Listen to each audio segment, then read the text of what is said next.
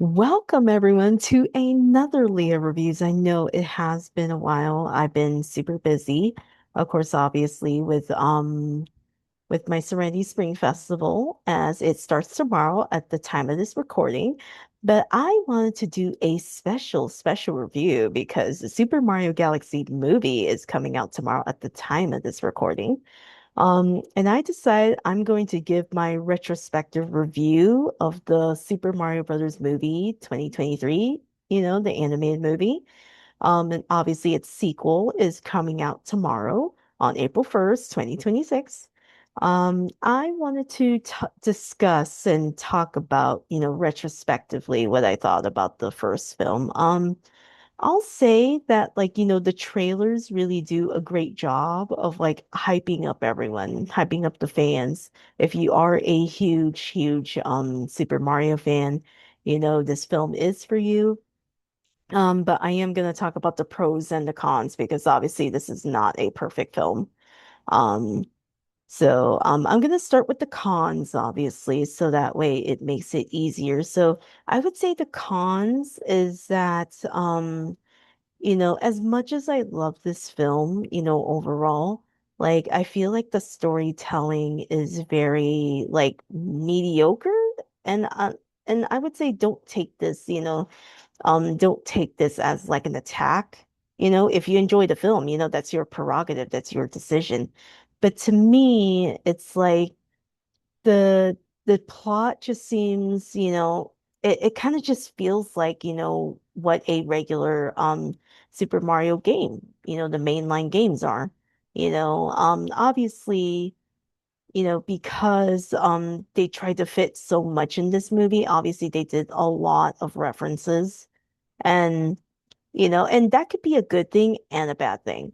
I would say in terms of the referencing, it's a pro and a con, and I would say in terms of the con of like doing too many references, you kind of lose your audience with what you were trying to what the story you were trying to tell in this movie.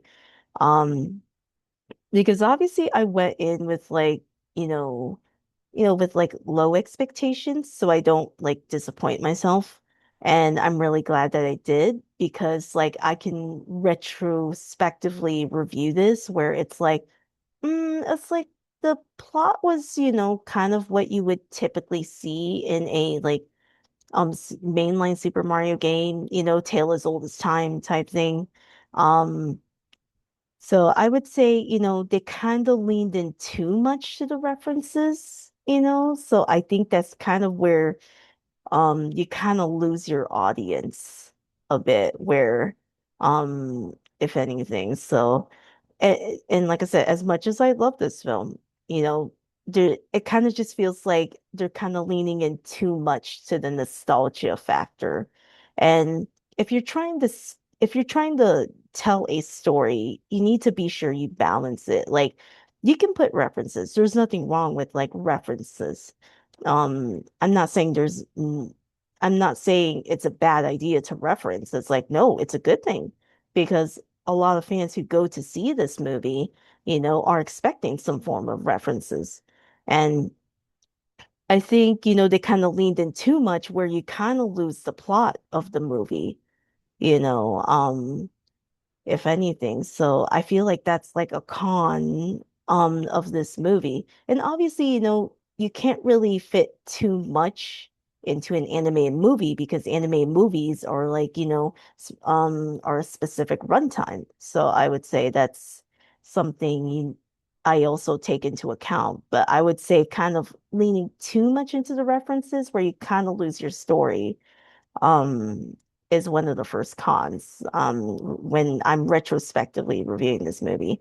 Another con I would say is that even though it's called the Super Mario Brothers movie, we kind of see, we kind of see, it kind of feels it's leaning towards Mario. This kind of feels like it's more Mario's story than Luigi, because obviously Mario and Luigi get like separated and Luigi ends up getting captured, right? So even though it's called the Super Mario Brothers movie, it's like we kind of see more of Mario's story than Luigi. So I kind of feel like they did not balance that well. And a lot of my other friends have also mentioned it too, so it's not just me.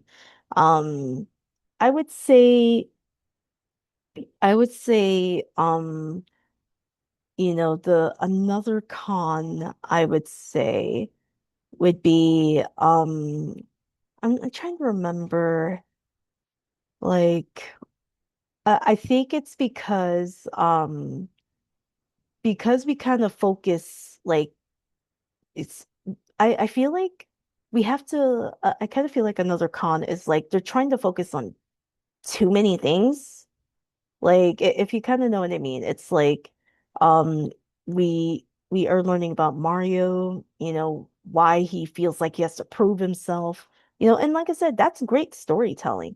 But then when you're not balancing it out you know, and and it kind of feels like the pacing was a little bit off, and so I kind of feel like the storytelling pacing was a little weird in this movie.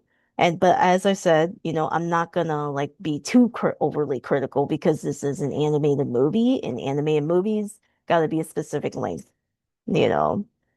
Um, but I would say, I think when I went to watch this movie in theaters, yeah, the pacing was just a little bit weird. I just don't know how to explain it. Um, so that's definitely another con, in my book. Um, and then if I think of any other cons, but I'll go to the pros now. I feel like the pros is that, even though I mentioned that, even though it's kind of focused more on Mario's journey to having to prove himself, um, I think also, giving Mario a story arc because like we don't really see that in the games too much, because obviously Mario and Luigi are actually like speaking full sentences. All the characters are speaking full sentences now. And we get to know them more as characters and all that. So I think, one of the pros of this movie is that we get to see their personalities like more. And I have to say, the casting for this movie is just brilliant, that's another pro that I'm going to say. Chris Pratt was just brilliantly Charlie Day, Anya Taylor-Joy, Jack Black. It was like all of them. There was like no, how do I put it? There was like no weak roles in this. Like they all tapped into the characters so well. Um, I would say especially Jack Black because he's really going into Bowser's personality so well. So I will always praise that. Always praise that. And of course we can't forget, the Peaches song. I have to say that's a pro because like it's something you wouldn't really expect from Bowser and obviously it became a super popular song. So I truly appreciated showing this different side of Bowser. So I'll give it that. Like they really gave like Bowser so much nuance in this movie, I'll say. Obviously, as we know, Bowser has a thing for Peach, but um and it does go overboard, but that's the whole point of like Bowser's Bowser's love for Peach. I would say another pro is making Princess Peach, oh my gosh, very independent, obviously she doesn't need a plumber to save her or anything. She's very like she's well put together, and obviously she is a warrior in her own right, and I think that's what I appreciated with what they did with Peach. They don't make her a damsel in distress or anything. She actually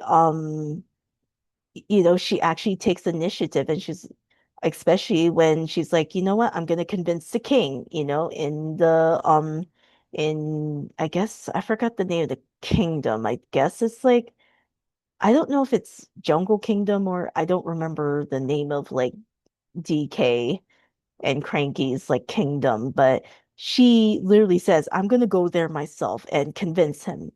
And I love how they did this with her initiative. It was amazing. I was truly blown away.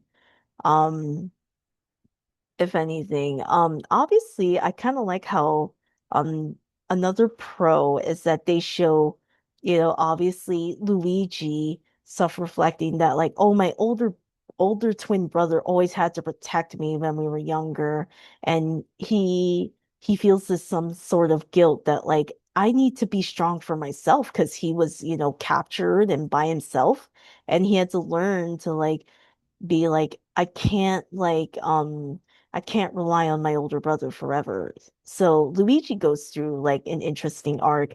And obviously, DK, Donkey Kong, he has his like insecurities too. And we see that in the movie. And Bowser, he has insecurities too. And I kind of like how they showcase each of the characters' insecurities, even though it's like not not dived in too much, but we can get an idea of like the characters' insecurities, and I think they portray that very well. And they actually have them be more relatable as people.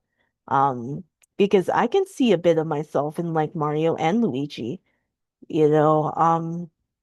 With Mario, it's like always trying to prove, like you have to keep proving yourself to other people, and with Luigi, like I don't want to rely on an older sibling, forever. I got to be self-sufficient for myself. So I really love the messages that they showcase with these character arcs. And I think that's like one of its strongest suits in this movie. Um I think another pro, it had some pretty funny moments, don't get me wrong. Um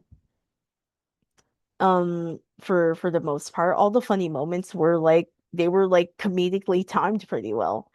I think another pro I would say is I think it was really cool that they had like Charles Martinet actually voice like two characters, like Mario and Luigi's father, and I forgot the other dude's name, but he actually voice acted in this movie, but of course not as the Mario brothers. But to me it's like, it's understandable. It's Hollywood, they prefer to like cast like celebrity actors so that way they get people to watch the movie. That's kind of how Hollywood's always been. Um, and I've seen like the cast, and they are just so chill, and I think, they're like very wonderful people who take pride in being a part of this movie. And obviously I've seen like new video footage for the sequel, for the Galaxy movie, where they're just having a fun time, and so I'm so yeah, I would say that's the end of my review for the Super Mario Brothers movie. Um, I would say, to if I'm to be unbiased, I would say like a 7 out of 10. But if I'm biased, it would be like an 8 out of 10. So I have two different ratings, for that. So unbiased, 7 out of 10. Biased, 8 out of 10. Um, so yeah, that's the end of my review. And of course, stay tuned for Serenity Spring Festival. It starts tomorrow at the time of this recording. And of course, don't forget to like, share, subscribe, and turn on that bell notifications for upcoming live streams and video content. And I'll see you guys on the next Leah reviews. Bye, everyone.